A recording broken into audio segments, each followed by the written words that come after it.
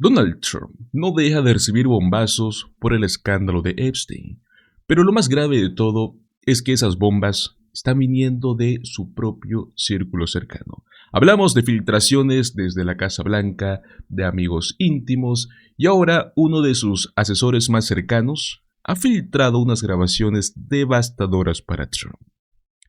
Antes de que pasemos a hablar de estas nuevas grabaciones y lo que dijo Epstein sobre Trump, algo que nunca se había escuchado antes. Quiero comenzar con una de las mentiras más repetidas por los MAGA sobre la relación entre Trump y Epstein. Yeah, I mean, my reaction to reading this was, 2003, before anything had happened, we know Donald Trump knew the guy. We also know he disowned him and kicked him out of his club. I was waiting all day long for this rumoring of a bombshell. This looks like kind of a dud to me. And look, the president says it's not. I don't know.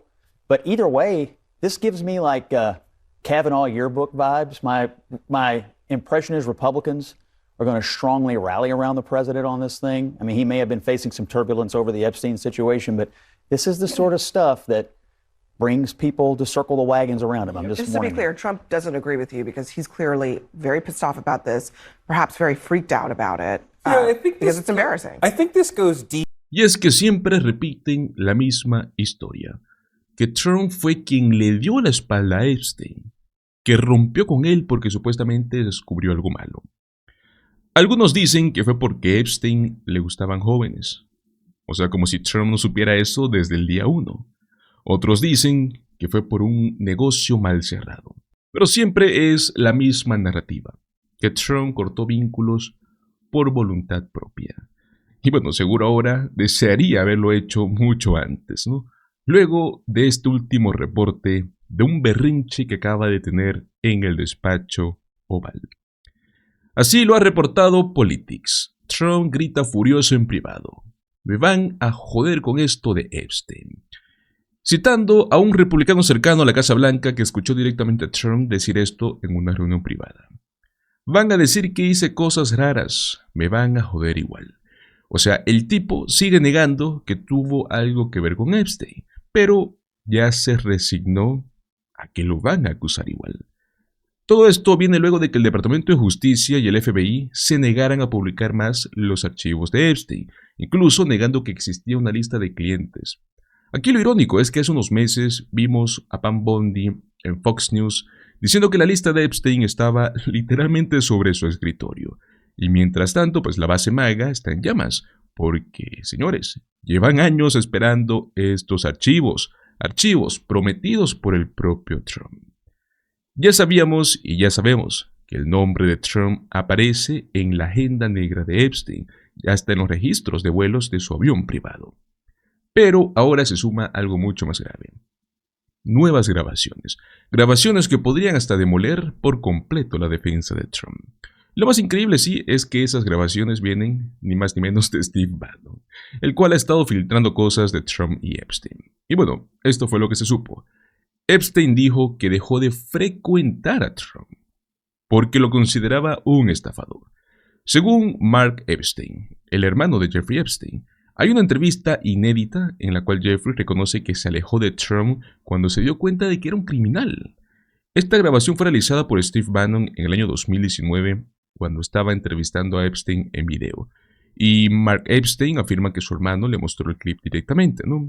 Aunque pues bueno, obviamente hoy por hoy el enlace ya no está activo, el daño ya está hecho. En esa entrevista Jeffrey dijo que dejó de tratar con Trump cuando se dio cuenta de que era un estafador. Entonces, ¿qué tenemos aquí? Una grabación hecha por un ex asesor de Trump, donde Epstein dice que Trump era demasiado corrupto, incluso para Epstein. O sea, piensen bien, señores. Trump era tan podrido que hasta alguien como Epstein decidió alejarse. Esto revienta toda la narrativa de MAGA, de que fue Trump quien rompió con Epstein por cuestiones morales. La realidad es que Trump no rompió con nadie. Y ahora lo que está salvando es el encubrimiento desesperado de su administración. E incluso se han reunido recientemente con Maxwell tal y como lo reveló el senador Sheldon Whitehouse. Donald Trump's name appeared multiple times in the Epstein files, according to senior administration officials. Now, having one's name in the Epstein files is not necessarily an indicator of wrongdoing, but it is worth noting that after Trump was supposedly briefed about the Department of Justice, about this, the Department of Justice then wrote that memo saying, we're not releasing anything else. Senator Sheldon Whitehouse, a Democrat of Rhode Island, is a senior member of the Judiciary Committee. He's also the former U.S. Attorney for the District of Rhode Island, and he joins me now. Well, I guess the first question is, do you think it's a little weird that he was briefed on this, that according to your colleague Dick Durbin, there was they were working in 24-hour shifts to vet any mention of him, then he's briefed on him, and then they issued the memo saying we're not releasing anything else? Yeah, I mean, everything about this is weird. First of all, we now know that Trump is in the Epstein files, and we know that not just from the Wall Street Journal reporting, but from the instruction for the FBI agents to identify Trump's name so that they would know that, which would be the basis for the briefing to Trump in May. We also know that this Trump-Epstein mess has caused the Speaker of the House to push the flush button and close down the House of Representatives of the United States of America, to send everybody the hell out of Dodge because they've lost control of this issue. We have the Deputy Attorney General, basically the Chief Operating Officer of the Department of Justice, going off to meet with Ghislaine Maxwell, who they've known about for a long time. Suddenly now he needs to meet with her, which is looking like a kind of Tom Hagen, Frankie Pentangelo moment. What is he doing there? That is very weird DOJ procedure. Then over at the Department of National Intelligence, you have the ever reliable Tulsi Gabbard trying to throw the word treason about Obama into the mix as a anti-Epstein change of topic. And then you've got the rather deadly Ron Wyden producing information about $1.5 billion in suspicious activity reports related to Epstein, including payments to women, involvement with Russian banks. And it turns out that apparently the Department of Justice hasn't investigated any of this under Bondi and Trump. So wherever you look around Washington right now, the Trump-Epstein mess is a full blazing dumpster fire. That point you made about Ron Wyden, just to if folks, I want to give people the background here. He wrote a letter to Pam Bondi and said the Treasury Department's Epstein file contains actionable information on more than $1 billion worth of transactions that flowed in and out of Epstein's accounting, including more than 5,725 wire transfers, all of which merit further investigation. My understanding is that he's found, because there are these required flags on certain transactions, doesn't mean they're illicit, but they've reached some level of sort of we're not sure what's going on here, and that there were a ton of those related to Epstein, according to Ron Wyden's letter, that have not been looked at. They pop up, these SARS, special suspicious activity reports. They pop up more or less automatically when certain guardrails are trespassed by the transaction. But the reason they pop up is so that investigators can then go have a look for money laundering and other illicit activity. So when something pops up through a system that is designed to produce an investigation, and then you don't get the investigation, that's a sign that either somebody was sound asleep at the wheel or somebody was trying to bury more Epstein information. I want to ask you something that I discussed the other day with Eric Holder, and we were just talking about Harry Litman, about they have totally dismantled, I think from day one, right, what had been both a norm and a set of procedures post-Watergate about the Department of Justice's independence from the president, that it's not just an appendage of the White House, that the department is there and has to follow the facts and the law and doesn't just go after the people the president wants to do and protect the people they don't. And that in undoing that, it's now impossible for them to hide behind the Department of Justice or pretend like DOJ is not doing their bidding. Yeah, I mean, it was always something of a political benefit to a president if the Department of Justice was making decisions that were unpopular publicly or potentially created conflict of interest issues with the president to be able to say, hey, not our issue. We're hands off. This is the Department of Justice. They're independent. They're separate. And because Trump has completely destroyed that barrier, he now owns every single piece of this mess over there. And I think we have an attorney general, the MAGA Pam Bondi, who was in way over her head with something like this, and very peculiar behavior being evidenced all over the place. I mean, having served as a U.S. attorney and been involved with the Department of Justice, I think I can say with some real confidence that having a deputy attorney general go in person to do a witness interview, I mean, usually a U.S. attorney won't do a witness interview. They will send an FBI agent to do a witness interview because you want separation between the prosecutor office and the investigator office. So to have the DAG, the Deputy Attorney General, who is actually supposed to be running the show, managing all the rail cars, not involved in individual cases, doing an FBI agent's job of conducting an interview, that is just... Señores, no lo duden, van a hacer de todo lo que puedan para proteger a Trump. No les va a funcionar porque esto ya se salió de control. Las pruebas están cayendo por todos lados. Y porque ahora pues ya no solo son los medios, tampoco es la oposición ni las víctimas. Ahora hasta sus propios aliados están soltando las grabaciones. Pero bueno, señores, pasemos al siguiente tema, hoy tenemos mucha información. Resulta que en la Cámara de Representantes, el Comité de Supervisión aprobó una moción para exigir al Departamento de Justicia que entregue estos archivos sin censura del caso de Epstein, ¿no? Aquí lo curioso es que no fue una movida exclusiva de los demócratas. Hablamos de que hay 3 republicanos que votaron a favor. O sea, desafiaron directamente a Trump y a Mike Johnson. Eso no es todo porque también oficialmente ya se citó a Maxwell, la famosa cómplice de Epstein, para que declare. El resultado de todas estas movidas, un partido dividido, en crisis y lo peor, enfrentándose entre ellos por una conspiración que los mismos alentaron. Escuchemos. Meanwhile, in Washington, the House Oversight Committee will subpoena the DOJ to release all unredacted files pertaining to Epstein. The move comes after 3 Republicans on the Federal Law Enforcement Subcommittee joined Democrats in an 8-2 vote to approve the motion to compel the DOJ to release those files tied to Epstein. The subpoena would request the redaction of names of victims, and files would be reviewed internally by the committee and not released to the public. That's important. At the same time, the House Oversight Committee also formally subpoenaed convicted Epstein accomplice Ghislaine Maxwell yesterday. It orders Maxwell to sit for a deposition at the Federal Correctional Institution in Tallahassee, Florida on August 11th, citing, quote, immense public interest and scrutiny. The subpoena was signed off by Oversight Committee Chair James Comer. We know the Deputy Attorney General also wants to interview Maxwell as part of what DOJ is doing. So, Brendan Buck, let's bring you in here.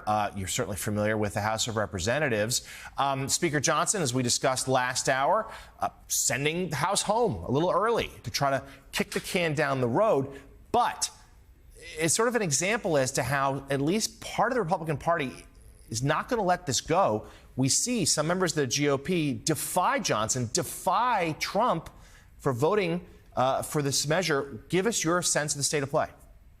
Yeah, I don't think I've ever seen committees and certainly the floor be tied up in knots on a single issue like this. You have multiple committees that don't know what to do at this point because any amendment being offered by Democrats on this, they may lose votes. And I think it's important that one subpoena on DOJ was offered by a Democrat.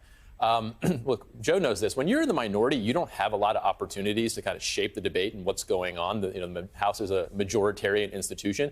But Democrats have absolutely struck gold. Set aside the obviously very serious underlying issues here. They understand that Republicans are eating themselves alive, and they're helping them do it.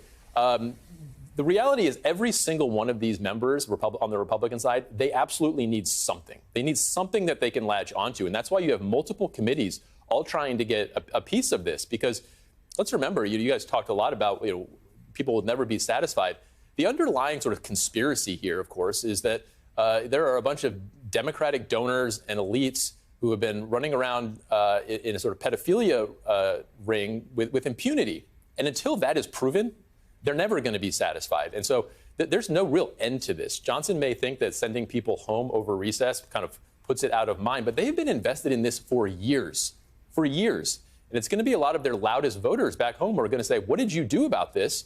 And so they're probably going to come back not ready to change the subject, but itching for another vote or something to bring this back up when they come back in September.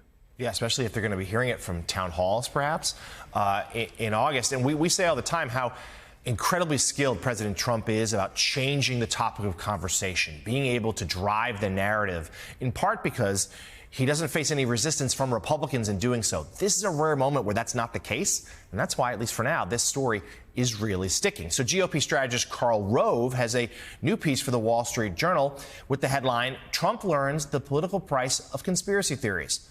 And Rove writes in part this: conspiracy theories undermine trust and cause chaos. When they are believed by large numbers of people, truth and reality become subjective. None of that bothers Mr. Trump. What should trouble him is that recent events may well reduce the number of his supporters who vote in the midterms and beyond. Told their passionately held beliefs are wrong or forced to watch the White House fail to jail their common enemies, many might become discouraged, tune out, and drop out of politics.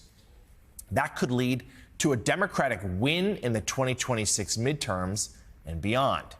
If that happens, Mr. Trump's life will get a whole lot more complicated. And Joe, Karl Rove basically saying, live by the conspiracy, potentially die by the conspiracy.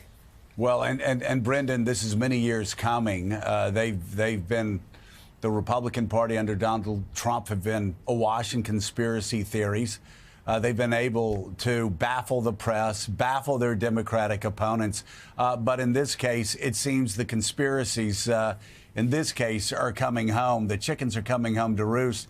And it's just not going away simply. So it is politically live by the sword, die by the sword. Look, we have a midterm election where Donald Trump is not going to be on the ballot, and this is what Republicans have always struggled with. They do great with Donald Trump on the ballot. Can you explain that really quickly? Because, I'm sorry, I don't mean to interrupt you. That is such an important point to make. When Donald Trump is on the ballot, then a lot of this messy stuff kind of gets washed aside. He goes out, he gives his rallies, he does his interviews, and people that don't vote for Republicans come out and vote for Republicans. And I think, Brendan, it's always been crazy. Reagan supporters thought that magic was transferable. Obama supporters thought the same. Republicans in Trump's party think, oh, we're going to just put J.D. Vance up and it's going to be the same thing in 28. Explain why it's not. Yeah, I mean, the Trump sort of coalition relies on a bunch of what we call low propensity voters, people who don't normally come out and aren't reliable voters every time. And what Republicans are trying to do is sort of remake the party, make everybody sort of in the Trump mold, and hope that when he's not on the ballot, that same sort of energy exists. Midterm elections are all about party energy. We know Democrats have lots of energy right now. They're holding protests and doing all kinds of stuff all across the country.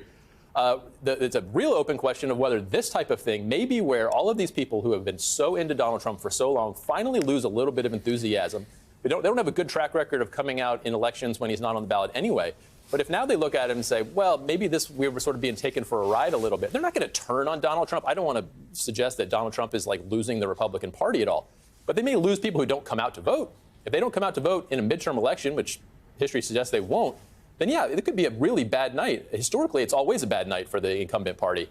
But when you don't have Donald Trump on the top of the ballot, you're risking a lot. And this may just be the thing that depresses enough voters to impact the election. Well, even in the best of circumstances for Republicans, in the age of Trump and Donald Trump is not on the ballot, Republicans don't win. Señores, lo que acabamos de escuchar es brutal.